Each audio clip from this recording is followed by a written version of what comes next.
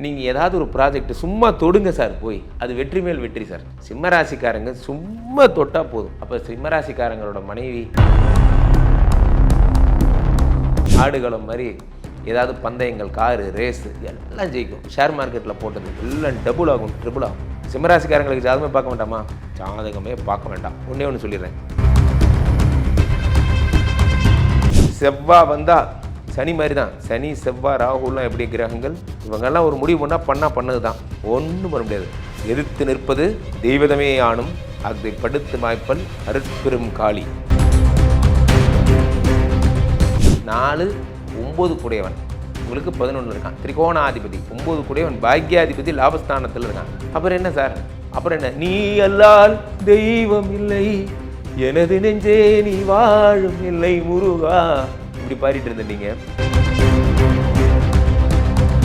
இப்போ 10ல் இருக்க செவ்வாய் வந்து தன் கெத்தை காட்டுவார். Don't worry, be happy. கன்னிராசிக்காரர்கள் இந்த 40 நாள் தொழிலில் மாபெரும் ஏற்றத்தை பெறுவீர்கள்.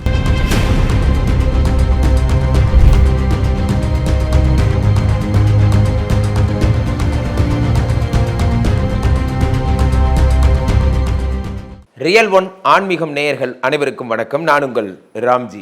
இன்றைய தினம் ஒரு ஸ்பெஷலான பதிவு என்னன்னா, செவ்வாய் பயிற்சி.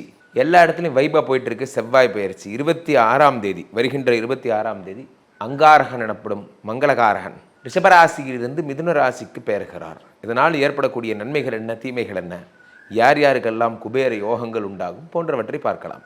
கடகராசி. கடகராசியை பொறுத்த வரைக்கும் ராசியாதிபதி சந்திரன். கடகராசிக்காரர்களுக்கு செவ்வாய் உங்களுக்கு வந்து பார்த்தீங்கன்னா எப்படி இருக்கார்? செவ்வாய் வந்து என்ன மாதிரியான விஷயங்களை பண்ணுறார் அப்படின்னு பார்த்தீங்கன்னா, ரொம்ப அற்புதமான ஒரு விஷயங்களை பண்ணுறார். எப்படி?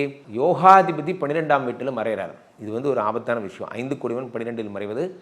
ஐவிஎஃப், ஐஓஇ போன்றவை இப்போ நேச்சுரலாகவே ட்ரை பண்ணுறேன் சார், என் ஒய்ஃபுக்கு வந்து நான் வந்து இது பண்ணலாம், ஐவிஎஃப் பண்ணலான் இருக்கேன் சார், டாக்டர் சொல்லியிருக்காரு, சிறப்பு டெஸ்ட் டியூப் பேபி பண்ணலான் இருக்கோம், 10 வருஷமாக குழந்தை இல்லை. 40 நாள் நிறுத்தி வைங்க. எதாக இருந்தாலும் 40 நாள் நிறுத்தி வைங்க.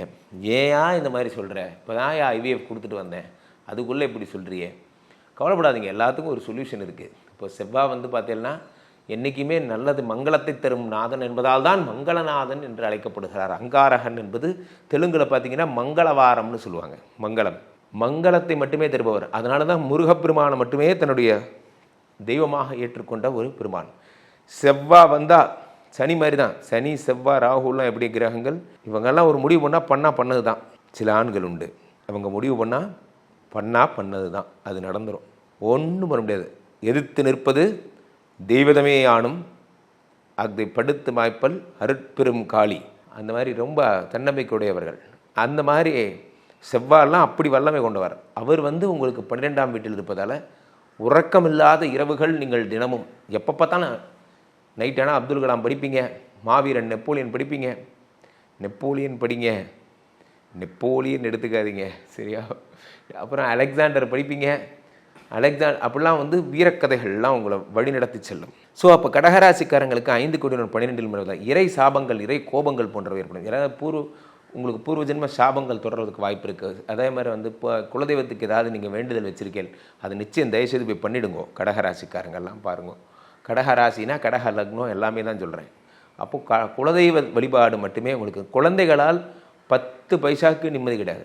குழந்தைகளால் என்ன சார் இப்படி சொல்லிட்டீங்க? ஆமாம், ஏதாவது கீழே விழுந்துரும், கையை உடச்சிக்கும், காலை உடச்சிக்கும், எதையாவது எடுத்து குடிச்சிடும், நிம்மதி இல்லாமல் தவிப்பீங்க குழந்தையினால். ஏன்னா 5 கூடியவன் செவ்வாயாக போய்டுறான், அவன் 12இல் மறைவதனால ஆக்டிவாக இருக்கும் தண்டனை.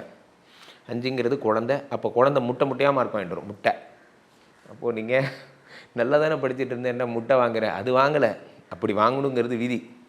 மைண்டு டிப்ரெஷனுக்கு குழந்தைகள் தள்ளப்படுவார்கள். அதை தாங்க முடியாத நீங்கள் டென்ஷனாக சுற்றுவீங்க. இப்படி நீங்களும் குழந்தையும் உள்ள உறவு கடுமையாக பாதிக்கப்படும். ரொம்ப ஜாகிரதையாக இருக்கும் கடகராசிக்காரர்கள்.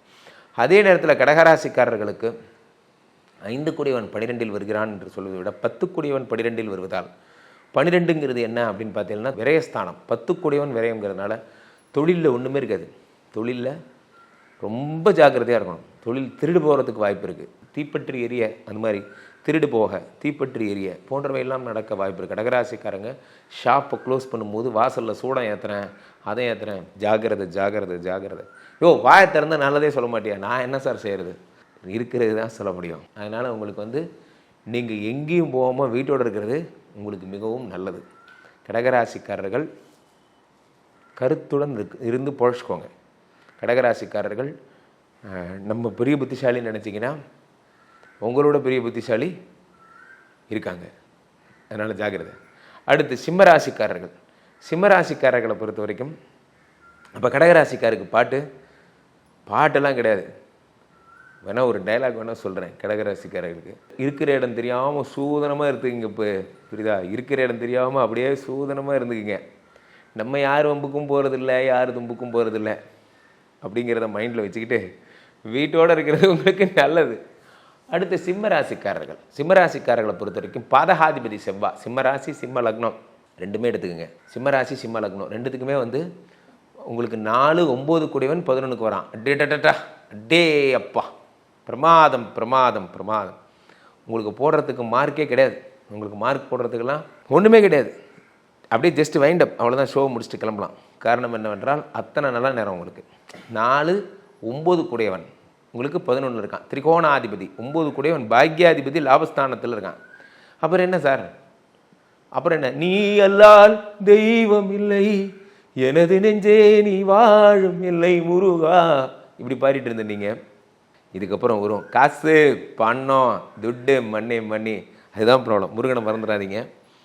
முருகா முருகா முருகா, நிறைய முருகன் பாட்டு பாடுங்க, முருகனை கும்பிடுங்க. என்ன சார் வர வர முருகன் வாசனை அதிகமாகிக்குது, என்னப்பா பண்ணுறது, ஊரோடு ஒத்துவாள் வீங்கி ரோமில் இருக்கும்போது ரோமனாகிருன்னு ஒரு பழமொழி படிச்சிருக்கேன்.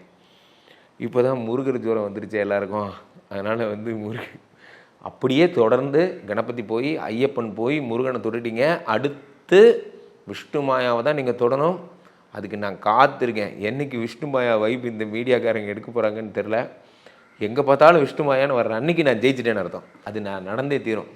ஸோ அப்போது முருகன் எதுக்கு சொல்லணும்னா செவ்வாய்க்கு அதிபதி முருகன். அதனால் சொல்ல வந்தேன். முருகன் ஜோரம் வந்தால் என்ன, முருகன் என்றும் வாழும் கடவுள். அன்னை தந்தைக்கு ஏது அறிமுகம், அது எதுக்கு அறிமுகம் பண்ணுமா என்ன, கைப்புண்ணுக்கு கண்ணாடி தேவையா என்ன, முருகனுக்கெல்லாம் அறிமுகம் தேவையில்லை.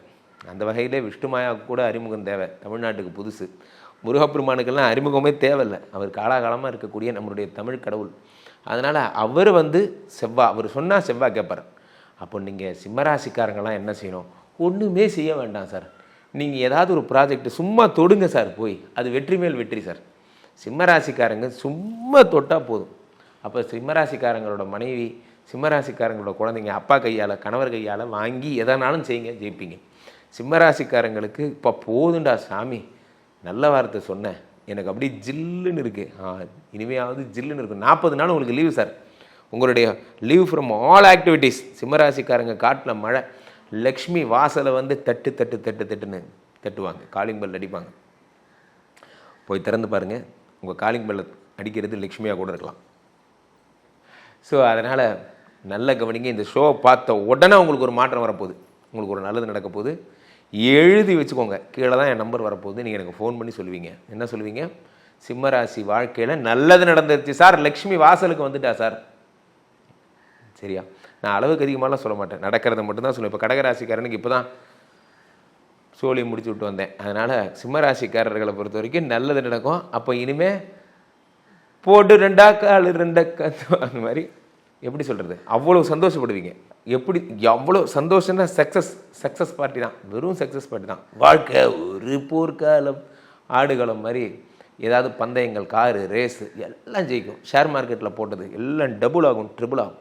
இப்போ சிம்மராசிக்காரங்களுக்கு ஜாதகமே பார்க்க வேண்டாமா, ஜாதகமே பார்க்க வேண்டாம். ஒன்று சொல்லிடுறேன், பாதகாதிபதி செவ்வாய், அவன் 9ல் இருக்கான். அப்பாவோட ஹெல்த்தில் மட்டும் ஜாக்கிரதையாக இருக்கேன். அப்பாவுக்கு கொஞ்சம் ப்ராப்ளம் வரும். அப்பா கூட மீசக்காரன் நடமாட்டம் அதிகமாக இருக்குது, நம்ம இப்படி போக வேண்டாம், அப்படி போயிடலாம் அப்படின்ட்டு அப்படி போயிருங்க. அப்பா இருக்கிற மாதிரி ஏற்ற மாதிரி போயிடாதீங்க. ஏன்னால் இதுவரை சூரியனை ஜெயித்தவர் யாரும் இல்லை என்பதை மனதில் கொள்ளுங்கள். சூரிய குலத்தை சேர்ந்தவர்கள், சூரியனை ஜெயித்தவர்கள் இனிதான் பிறக்க வேண்டும். அதனால் சூரியன் நடமாடும் இடத்துல, அப்பானா சூரியன் தானே, அவர் முன்னாடி போகணுமா என்ன, தகிச்சிடுவார், அதனால் வேண்டாம். அடுத்து கன்னியா ராசிக்காரர்கள். கன்னியா ராசிக்காரர்களை பொறுத்த வரைக்குமே உங்களுக்கு 2 குடைவன் யார்? துலாம். 3 8 குடைவன் யார்? செவ்வா. 3 8 குடைவன் 10ல் வந்துட்டான். ஏற்கனவே இப்போ தான் வந்து கன்னிராசிக்காரங்களாம் இந்த மாதம் என்ன தேடிட்டு இருக்காங்க. இந்த ஊரில் யாரா அவன் குருஜி அப்படின்னு தான் போரூர் கார்டன் ஃபேஸ் 2ல் யாரோ ஒருத்தர் ஆயுதங்களோடு தேடிட்டு இருந்தாருன்னு கேள்விப்பட்டேன். உளவுத்துறையிலேருந்து எனக்கு மட்டும் தனிப்பட்ட செய்தி ஃபோன் பண்ணி சொன்னாங்க. இந்த மாதிரி சிந்து தான் ஃபோன் எடுத்தா. என்ன தெரியுமா சொன்னாங்க? ஏம்மா உங்கள் வீட்டுக்காரர் தானே? ஆமாம்மா கரெக்டு. ஆயுதங்களோட வெளியே ஒரு படம் தேடிட்டு இருக்கு. என்னது ஆயுதங்கள் தேடுற அளவுக்கு அவர் என்ன தப்பு பண்ணார்? அவர் ஒரு குருஜி ஆச்சே. குருஜி தான் கன்னிராசிக்காரங்களை கண்ட இடத்துலலாம் போய் இதே மாதிரி சொல்லி வைக்கிறாராம். அவங்கெல்லாம் ஒரு சங்கம் அமைச்சு தேடிட்டு இருக்காங்க. சங்கம் அமைச்சு தமிழ் தான் வளர்த்துருக்காங்க. சங்கம் அழைச்சி அந்த மாதிரி அவ்வளோ மோசமாக இருக்குது சார். நான் உள்ளதான் சொல்கிறேன் சார், ஜாக்கிரதையாக இருந்துக்கோங்க சார். உங்களுக்கு வந்து பார்த்திங்கன்னா 6ஆம் இடத்துல ஏற்கனவே சனி, வர்றவன் போகிறேன்னா வழியை கொம்பெழுத்துட்டு போவான். ஏற்கனவே 7ல் ராகு. வீட்டுக்கு போனால் ஒய்ஃபுக்கிட்டையாவது நிம்மதியான்னு பார்த்தா கரெக்டாக கண்டுபிடிச்சிட்றாங்க. டெய்லி என்ன தீர்த்தம் சாப்பிட்டு போகிறேன், என்ன தான் சிக்கலட்டு போட்டு போனாலும் அவங்க அதை விட ஒருபடி மேலே போய் மோப்ப சக்தி அதிகமாக அவங்கள கண்டுபிடிச்சிடுறாங்க. இந்த பக்கம் ஜாபுலையாவது நிம்மதியான்னு பார்த்தா 10ல் வந்து செவ்வாய் உட்காந்துருக்கான். 10லே ஒரு பாவி இருந்தால் அரசனை போல் யோகம் உண்டுன்னு சொல்கிறான். ஸோ 10ல் என்ன பிரச்சனைன்னு பார்த்தீங்கன்னா வேலை போகும்னு நான் சொல்லுவேன், நீங்கள் எதிர்பார்ப்பீங்க. கரெக்டாக இவ்வளோ நேரம் சும்மா ட்விஸ்ட்டு கொடுத்தேன். ஏன்னா கன்னிராசிக்கு கேட்டு கேட்டு கேட்டு கேட்டு காதெல்லாம் வலிச்சிருப்பீங்க. பேர் நொந்து போய் தான் ஆரம்பிச்சிட்டான்டா, என்னவோ சொல்ல போகிறாடா நினச்சி தானே பார்க்குறீங்க. கவலைப்படாதீங்க, புது ட்ராக்கு. சும்மா உங்களை வந்து விளையாட்டு காட்டினேன் சார். 10லே ஒரு பாவி 8 குடைவன் 10ல் இருக்கிறதுனால தொழில் போயிடும்னு எல்லாரும் சொல்லுவாங்க. அது தப்புன்னு சொல்ல தான் அப்படி சொன்னேன். 8 குடைவன் 10ல் இருக்கிறது தப்பு, ப்ராப்ளம் என்றால் அதை ஏற்றுக்கொள்ளாதீர்கள். 10லே ஒரு பாவி இருந்தால் அரசனை போல் யோகம் உண்டு அப்படின்னு சொல்லியிருக்கான். அதுவும் 10ல் செவ்வாய் இருந்தால் கவர்மெண்ட் ஜாப் வரும் சார், கவர்மெண்ட் ரிலேட்டடான டெண்டர்ஸ் வரும் சார், தொழில் வரும் சார். அந்த மாதிரி எல்லாமே உங்களுக்கு ஏற்றமுடையதாக இருக்கும். 10லே ஒரு பாவி இருந்தால் அரசனை, அதுவும் 10ல் வந்து செவ்வாய் மாதிரிலாம் ஆள் இருந்தாங்கன்னா கவர்மெண்ட் ஜாப் தேடி தேடி வரும். அப்போது நீங்கள் சார் எலிஜிபிலிட்டி போயிடுச்சு சார், ஏஜ் போயிடுச்சு சார், நோ ப்ராப்ளம். உங்களுக்கு தொழில் விருத்தி என்பது தன்னால் ஏற்படும், தன்னால் ஏற்படும். அண்ணா தம்பினால் வரக்கூடிய பணம் தன்னால் வரும். கோர்ட்டு வித்தியாசங்களில் வெற்றி தன்னால் ஏற்படும். எல்லாமே வந்து அதே நடக்கும். ஸோ 10ல் இருக்க செவ்வாய் வந்து தன்னுடைய கெத்தை காட்டுவார். Don't worry, be happy. கன்னிராசிக்காரர்கள் இந்த 40 நாள் தொழிலில் மாபெரும் ஏற்றத்தை பெறுவீர்கள்.